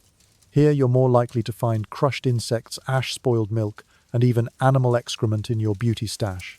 Yes, really. If it exists and it smells questionable, someone has probably smeared it on their face, hoping to look more angelic. You once tried a mask made from egg whites and ash. It tightened your skin and your will to live. Another time you dabbed vinegar-soaked bread on a blemish. It fell off the next morning. Not the blemish, the bread. The blemish stayed looking deeply unimpressed. And yet, you keep trying. because for every absurd remedy there's a whisper that it worked. That someone's cousin's aunt had skin like cream thanks to goat tallow. That a noblewoman once bathed in melted snow and slept on a pillow filled with thyme. That someone's freckles vanished after a single rinse in birch water at midnight under a waxing moon. Scholars remain divided on which of these medieval remedies were genuine and which were pure folklore. But the blend of science, superstition and hope created an entire shadow world of kitchen chemistry. Apothecaries kept ledgers filled with recipes. Midwives passed down secret salves, and some girls like you became their own quiet alchemists. You recall one recipe in particular, a facial tonic made of rosewater alum and a pinch of white lead. The rosewater soothes, the alum tightens, the lead poisons. Slowly, imperceptibly, but with enough time it can hollow out your bones and dull your mind. That one's popular with the nobility. You avoid it, but others, you'll try. Anything for a softer glow, for fewer lines, for just one person to pause in the market and say, "You look different, lovely maybe." There's danger in this desperation. One girl used too much powdered vinegar stone and burned the top layer off her cheek. Another brewed a tea made from belladonna leaves, charmed by the name Beautiful Woman, and nearly lost her vision trying to make her pupils wider. You visited her once. Her eyes were black as ink, and she cried when the light touched her. And yet the pursuit continues, because beauty is power, even here, even now, especially for women with no wealth, no land, no name. A little smoothness to your skin, a rosier flush, a bit of shine in your hair that might get you noticed, that might get you a second chance, a better offer, a gentler life. And if not, well, at least you tried. Tonight, your mixture dries into a tacky crust on your face. You sit near the hearth, pretending not to smell like minty cheese, and listen to the fire crackle. Your sister wrinkles her nose but doesn't comment. She once rubbed goose fat into her eyelids and told everyone it made her dreams sweeter. You let the paste sit for the count of 200 breaths, then rinse it off with water collected from this morning's rain. The basin is cold, your fingers numb. But when you dry your cheeks on a linen scrap, you swear just maybe your skin feels softer. You look into your mirror shard. The firelight dances across your features. You still have that one stubborn spot and your chin is a little red, but your cheeks glow and your eyes look hopeful. And that's enough. Not perfection, just effort, just care. Just the quiet, stubborn belief that with the right potion, the right ritual, the right pinch of rosemary, maybe beauty is possible. Not the kind that gets sung about. Not the kind that earns paintings or poets. Just the kind that lets you walk into the world tomorrow and feel a little less invisible. And sometimes that's all a girl needs. You're crouched by the fire, scrubbing a copper pot with sand and elbow grease when the door creaks open and the wind carries in the faint clink of bangles. You glance up, she's here again. The courtesan. Not one of the high-born wives. Not a scullery girl like you. And definitely not someone who pretends to be pious on Sundays. She moves like warm syrup lips, redder than crushed cherries. Sleeves just a little looser than modesty allows. And when she steps into the room, everything shifts: posture, tone, breath. Even the hearth fire seems to sit up straighter. She's beautiful, of course, but it's not just her face. It's the intentionality of her beauty. Everything about her is curated, the precise tilt of her head, the way her veil slips just enough to show the curve of one cheekbone, the scent of cloves and rose hips that clings to her like a story you can't quite finish. You watch the manor's steward practically trip over his own shoes trying to bow. He knows who she is. Everyone does. She's not a wife, not a servant. She exists outside the rules but above the judgment, and that makes her dangerous. In medieval society, courtesans walked a fine line between admired and reviled. Some were mere mistresses, others professional companions trained in music, poetry, and courtly manners. They learned to speak gently, laugh, delicately flatter without flattery. Many came from poor families and were either sold, orphaned, or simply too clever to accept their social fate without a fight. Beauty was their armor, and commerce, but don't mistake admiration for acceptance. Behind every compliment was a threat, behind every whispered rumor a target. A courtesan could rise faster than most women, but fall twice as hard. A jealous wife, a pious brother, a priest with too much wine and too many opinions, that was all it took.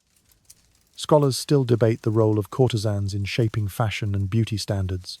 But what's undeniable is their influence. The blush they used, suddenly in demand. The way they plucked their hairline, copied in hushed whispers. Even the perfume, rumoured to be made from amber and crushed cardamom, found its way into apothecary shelves labelled modestly as herbal tonic. And it wasn't just the wealthy who imitated them. Village girls, tavern servers, even shy housemaids like yourself, you all watched, all listened, all learned. You remember your cousin smuggling in a chipped comb said to have belonged to a famous lady of charm from Genoa. She kept it under her pillow, convinced it would make her lashes grow longer. Another girl rubbed rose hips on her collarbone before festivals, claiming it gave her a courtesan's glow. No one asked how she knew. Even you tonight feel the temptation.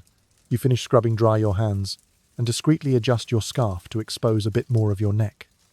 Just a little, just enough. A secret rebellion. Because beauty in this context is power, but it's also risk. The prettier you are, the more you're noticed. The more you're noticed, the more you're watched. And the more you're watched, well, you've read enough cautionary tales to know how that ends. And yet people pay. Matchmakers, for example, were the unsung merchants of beauty. They knew what men wanted, what dowries could buy, and which daughters to advertise as ripe. They evaluated women like livestock teeth, hips, skin scent. You've heard them at market whispering. That one's got breeding hips, the other too many moles. This one, promising if she stops squinting. You once saw a girl turn away a match because the suitor said she smelled of turnips. That same week she started bathing in mead. She hasn't stopped, and the bees haven't stopped following her.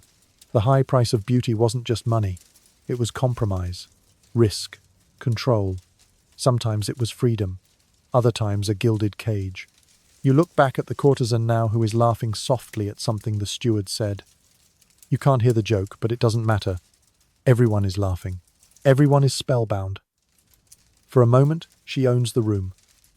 Then she locks eyes with you, and she sees you. Not the soot on your cheek, or the tear in your apron. She sees your curiosity, your caution, maybe even your envy. And just for a second she nods. Not mockery, not pity, just recognition. Because she knows you've studied her, you've borrowed from her, you've silently thanked and silently judged her. And she walks on shawl, swaying perfume, lingering like the last word in a love letter. You return to your chores. The pot is clean, the fire still crackles, but something's different now. You smooth your sleeves, rebraid your hair, not for anyone else, just for you. The sun is just peeking over the hills when you catch your reflection in the water barrel. Puffy eyes, tousled braid, a faint smudge of ash on your cheek from the stove. You splash your face and groan softly. But today, you're not the only one rising early to prepare. From across the courtyard comes the deep hum of a man singing to himself off-key but cheerfully, and the smell of sandalwood and is that lavender. You squint through the morning haze, and there he is, Sir Aldrich, the blacksmith's son, turned minor noble, combing his beard in the reflective surface of his polished shield. It seems you're not the only one worried about beauty. Men's vanity isn't usually spoken aloud in your world. It wears different clothes. It poses as pride or dignity, or keeping up appearances. But if you look closely, you'll see it everywhere. In the carefully groomed beards of town elders, in the oiled curls of ambitious squires, in the linens pressed flat and double-tied by bachelor merchants hoping to be noticed at feast days. And yes, in the way Aldrich checks his profile from both sides before stepping out into public view. Medieval beauty standards didn't ignore men. On the contrary, they were just more selective in how they were enforced. For knights, beauty meant strength with elegance. A square jaw, broad shoulders, skin browned by the sun, but not too browned, rough hands but not filthy, a body capable of lifting a sword but graceful enough to kneel before a lady.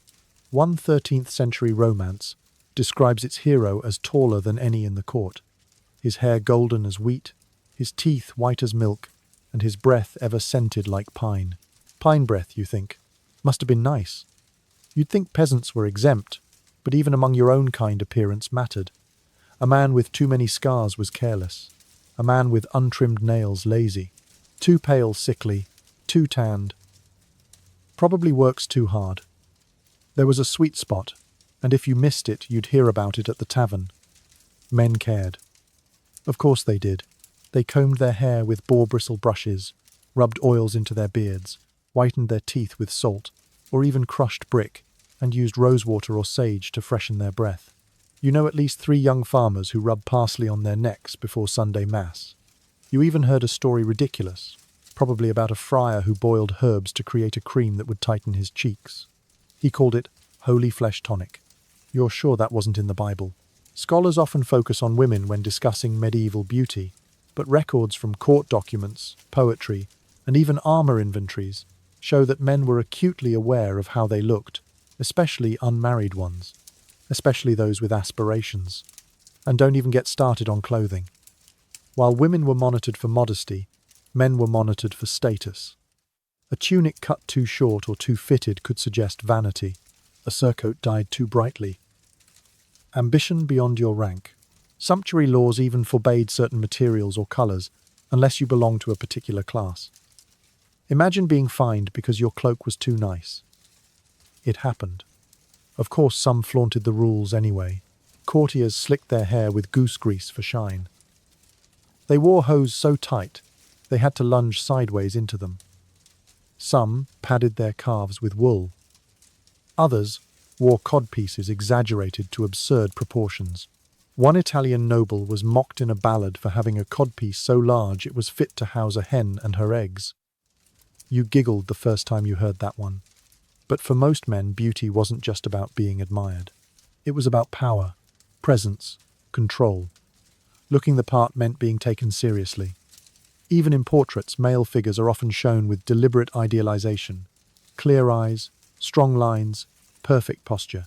The same artists who smoothed out women's flaws gave men just a bit more shadow in the jaw, a little more tension in the brow, just enough to say, "This man matters."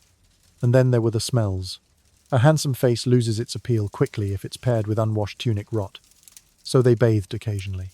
They sprinkled dried mint or ground clove into their boots.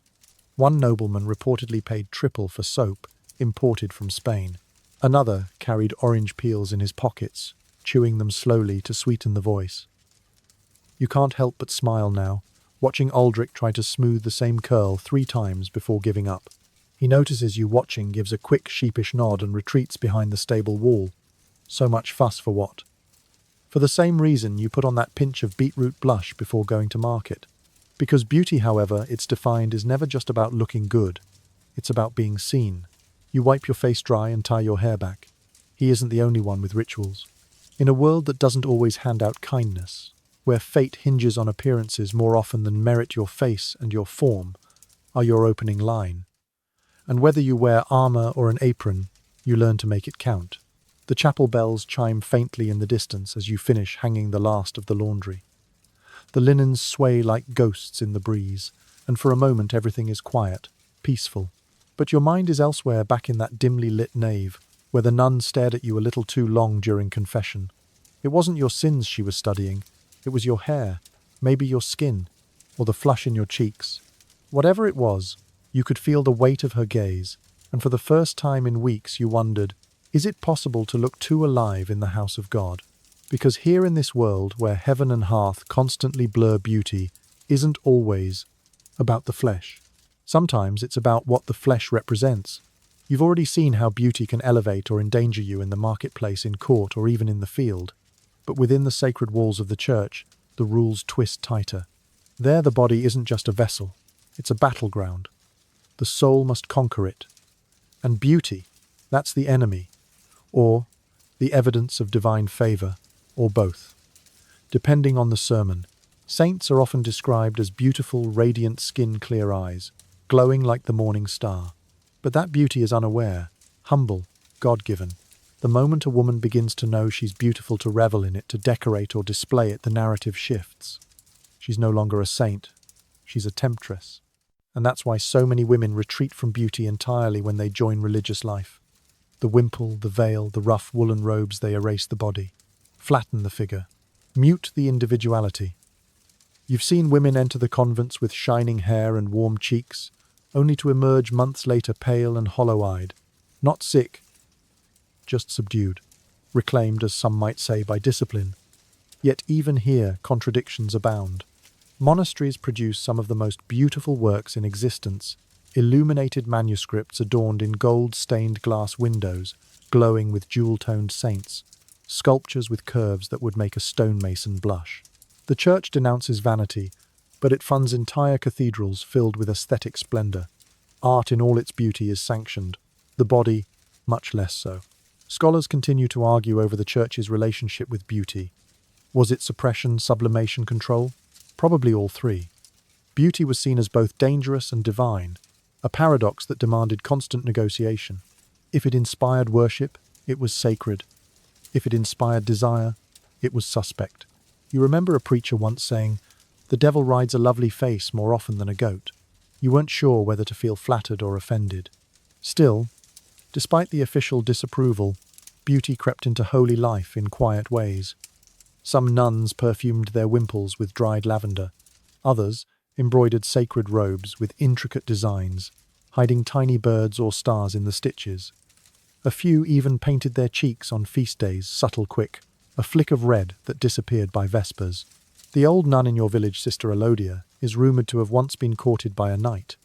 She never speaks of it, but the way she presses wildflowers between the pages of her psalter tells its own story. One day she saw you arranging your hair in the river's reflection and said, "Be careful, child. The mirror flatters the moment and forgets the soul." You nodded respectfully, but inside you disagreed. Maybe the soul wants to be seen. Maybe beauty, when it's your own and no one else's, can be an act of reverence. After all, the Virgin Mary is depicted in silks and gold leaf. The angels are lithe and luminous. Even Christ's wounds are painted with terrible grace. If the divine chooses beauty to express its truth, why can't you? You step away from the drying lines, the sun warm on your face. Your reflection flashes briefly in the tin bucket near your feet. It's not perfect, but it's yours. It's honest. It belongs to someone who works, thinks, struggles, and still dares to hope she might be more than useful. Maybe even a little radiant. You know better than to paint your face before entering the church. But sometimes you let your hair down at night and sit by candlelight, just watching the glow catch on your skin.